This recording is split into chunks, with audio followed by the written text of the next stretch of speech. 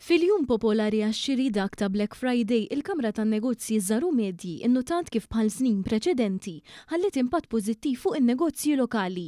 Fil-Fatwa News tkellem ma' wieħed mill-uffiċjali fih dan il-Kamra għan-Negozji żaru medji, Marcel Mizzi, fejn qal kif l-aħħar jiem tkellmu ma' diversi ħwienet u b'sentiment wieħed tennew li l-akbar domanda kienet għall-appliances u teknoloġija bil-biċċa l-kbira tagħhom ippromovu offerti u skontijiet matul ix-xahar ta' Novembru.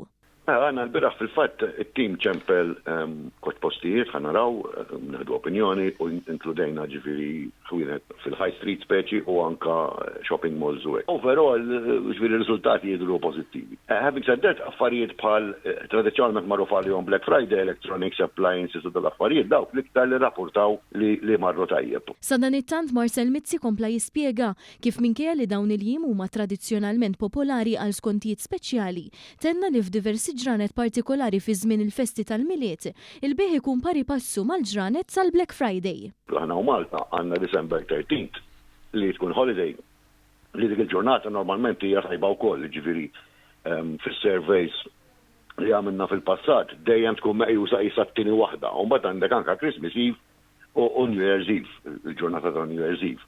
Għax ovvjament ikun hemm għala regali ta' flus u jmur jixtri xorta, ġifieri is-sales ikunu frixin.